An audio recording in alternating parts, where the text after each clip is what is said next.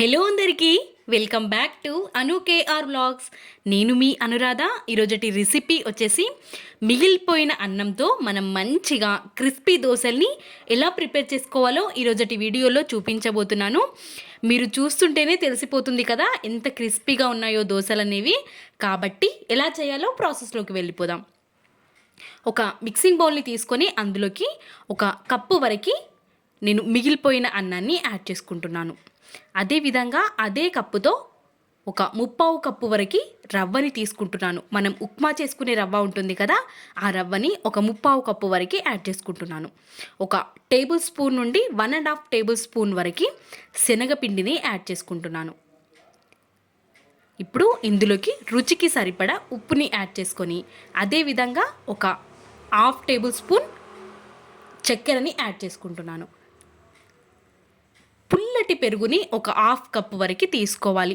మీ దగ్గర పుల్లటి పెరుగు లేనట్టయితే నేను ఏం చేయాలో తర్వాత చెప్తాను. మనం పుల్లటి పెరుగుని యాడ్ చేసేసుకొని అదే కప్పుతో 1 కప్పు వరకు వాటర్ని యాడ్ చేసుకోవాలి. మనం పుల్లటి పెరుగుని యాడ్ చేసుకోవడం వల్ల మనకి వంట సోడా, ఈనో లాంటివి వేయాల్సిన అవసరం ఉండదు.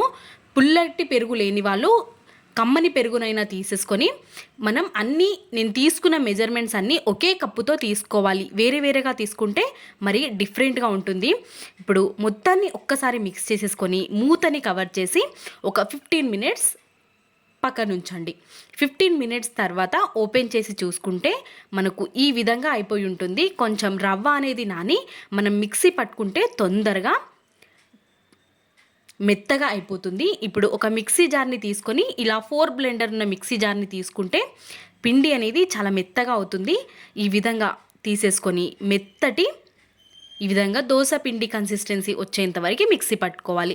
ఇందులో ఇంకా మనం ఎక్స్ట్రా వాటర్ వేయాల్సిన అవసరం లేదు. ఈ విధంగానే మనం మిక్సీ పట్టేసుకుంటే సరిపోతుంది.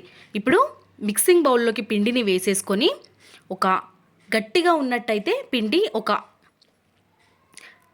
చిన్న కప్పు నుండి 1/2 కప్పు వాటర్ని యాడ్ చేసుకోవచ్చు. ఈ విధంగా కలిపేసుకొని మనకి పిండి అనేది దోశ వేసుకునే కన్సిస్టెన్సీ లాగా ఉండాలి.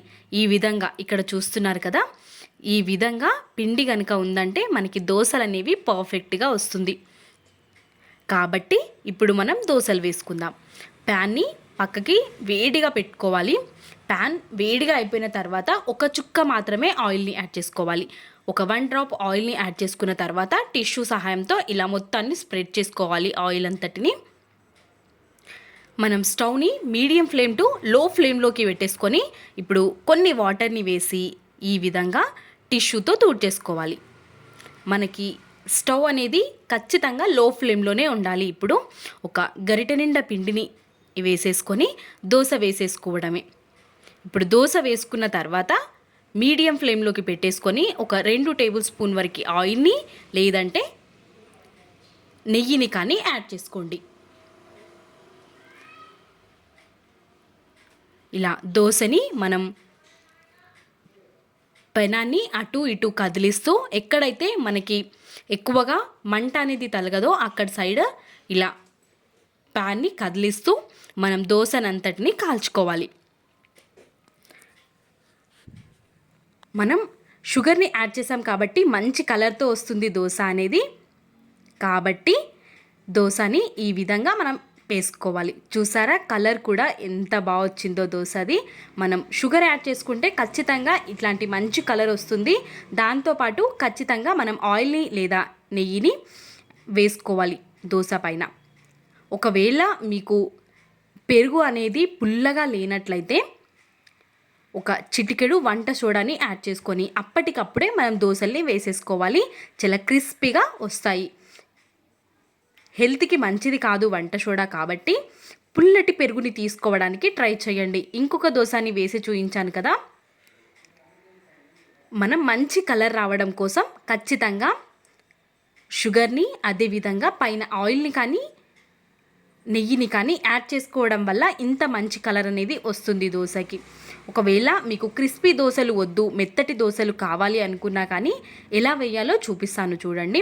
ప్యాన్ని మనం వాటర్తో తుడుచుకోవాల్సిన అవసరం లేదు. ఇదే విధంగా ఒక 2 గరిటెల వరకు పిండిని వేసేసుకొని ఎక్కువగా స్ప్రెడ్ చేయకుండా ఈ విధంగానే ఉంచేసి నెయ్యిని కానీ ఆయిల్ని కానీ వేసేసుకొని కాల్చేసుకోవడమే. చాలా ఈజీగా చేసుకునే ఈ రెసిపీ మీరు ఏ చట్నీతో సర్వ్ చేసుకున్నా చాలా బాగుంటుంది. నేను మాత్రం అల్లం చట్నీతో సర్వ్ చేసుకున్నాను. దోసలన్నిటినీ అదే విధంగా వేసేసుకొని సర్వ్ చేసేసుకోవడమే. వేడి వేడిగా మనం అల్లం చట్నీతో కానీ కొబ్బరి చట్నీతో కానీ సర్వ్ చేసుకుంటే చాలా రుచిగా ఉంటుంది. నేను మాత్రం ఇక్కడ అల్లం చట్నీతో సర్వ్ చేసుకున్నాను. చాలా రుచిగా అనిపించింది.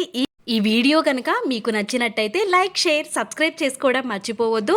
ఇలాంటి మరెన్నో రెసిపీస్ మీకే ముందుగా రావాలి అనుకుంటే సబ్స్క్రైబ్ పక్కన ఉన్న గంట సింబల్ని తప్పకుండా క్లిక్ చేయండి. ఇలాంటి మరెన్నో వీడియోస్తో ప్రతిరోజు మీ ముందుకి వస్తూనే ఉంటాను.